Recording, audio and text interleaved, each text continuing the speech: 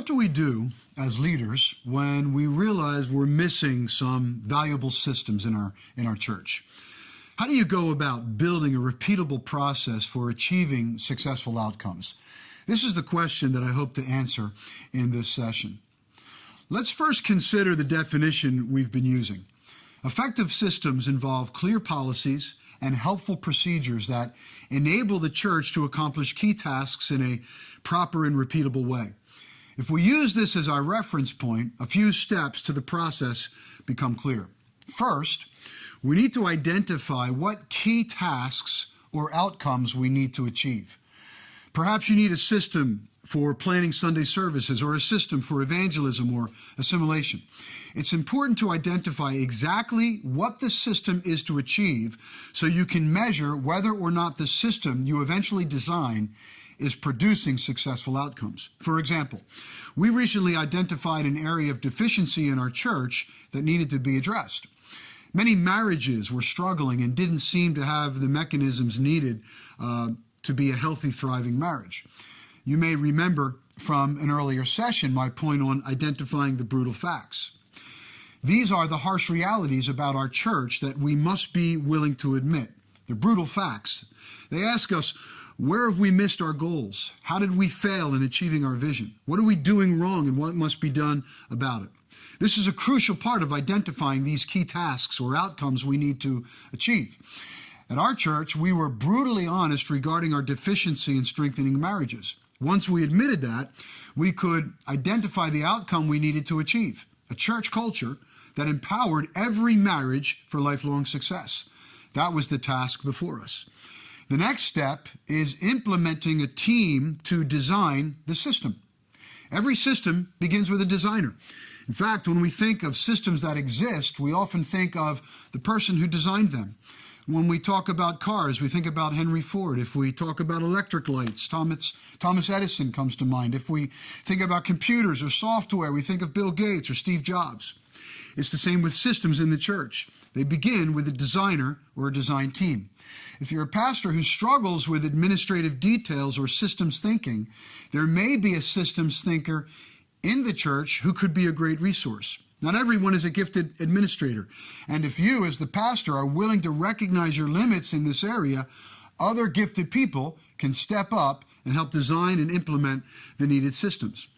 Not only is establishing a team important because it brings other gifted people in the process, it also provides you with people who are concerned or affected by the deficiency and have an interest in designing a remedy.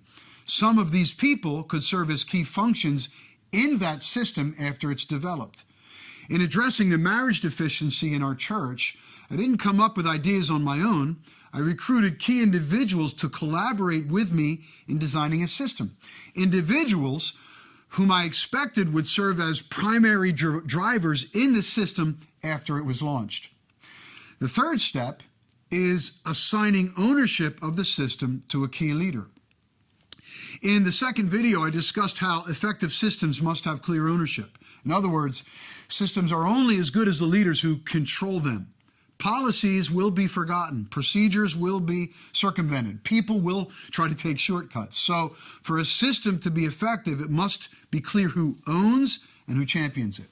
When we design systems, we must be specific about who's in charge. Who has the final say? Who do the people in the system take orders from and report to? Who will be held accountable if the system breaks down? As lead pastor, it's important to remember that when you put someone in charge of a system, you need to support them in that leadership role. That means you give them the authority to make the decisions, you give them credit for the successes, you back them up when things go wrong, you encourage them when they're struggling, and you provide regular coaching and feedback as they lead the system. When the system owner, the ministry leader or the department leader, knows the lead pastor supports them, they're going to feel empowered and confident to lead that system toward excellence. The fourth step in building a system is establishing the components that are crucial to its success. So every system will have its own unique elements depending on what it's designed to achieve. However, there are a few components that are typically common to any system. the processes, the personnel, the promotion, the funding, the feedback, and the finish. Number one is the processes. These are the key functions that occur to keep the system active in order to achieve its desired outcome. Helpful in this process is working backwards from the goal. In other words, once we've identified the outcome we want, we can ask, what are some specific tasks or goals we need to achieve to reach this outcome? Next, working backwards, we ask, what are the objectives needed to achieve those goals? Then we outline the key processes that need to take place for each objective, each goal, and every step involved.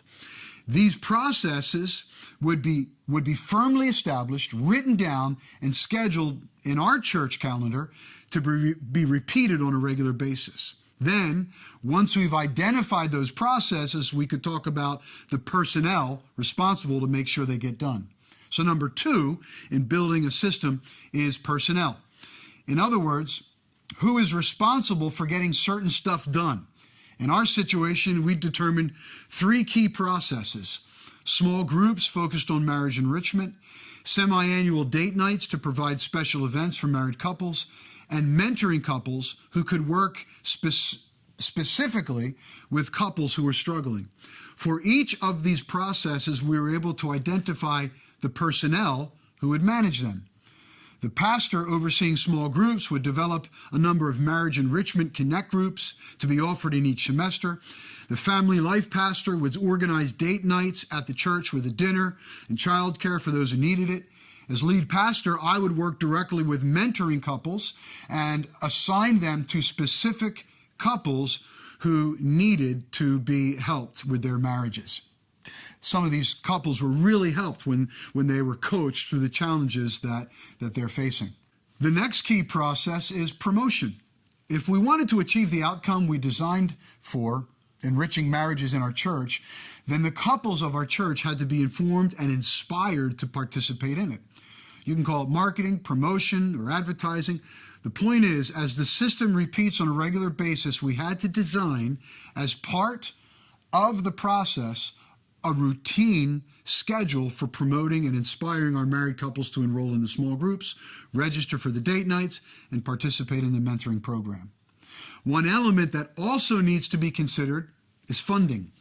Be sure to include in this process and provision in the church's budget a way to pay for the associated expenses. In truth, we only budget for the things we consider as a priority. Most systems will have expenses, and if we want those systems to be repeatable, sustainable, and successful, we need to empower those systems with adequate financial provision. Feedback is another key process that must be included. You may recall in the second video I talked about the feedback loop. Every effective system allows information about the outcome to affect necessary changes in the system itself.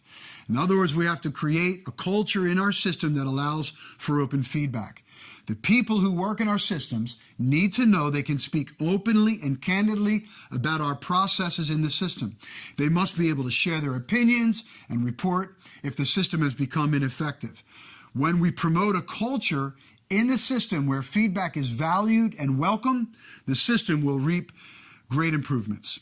The last crucial process in a system is called the finish. Most systems have a shelf life, especially in churches.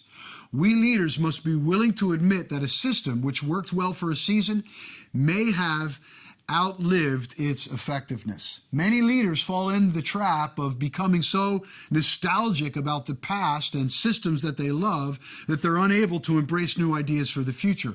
Don't allow old systems to become sacred cows. Sometimes you got to kill the cow and realize its time is over.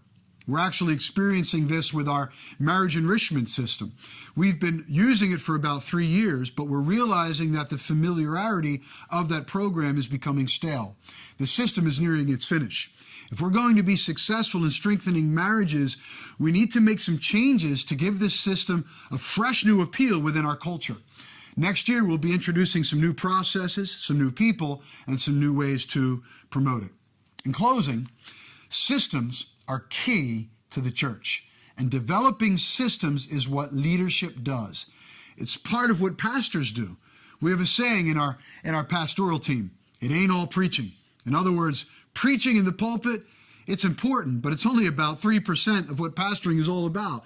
Most of pastoring is about evaluating needs, anticipating challenges, designing solutions, moving people towards certain goals, and as Ephesians chapter 4 says, equipping the saints for the work of the ministry and uniting the body, joined and knit together by what every joint supplies according to the effective working by which every part does its share and causes the growth of the body. Thanks for joining me. God bless you as you build systems in your church.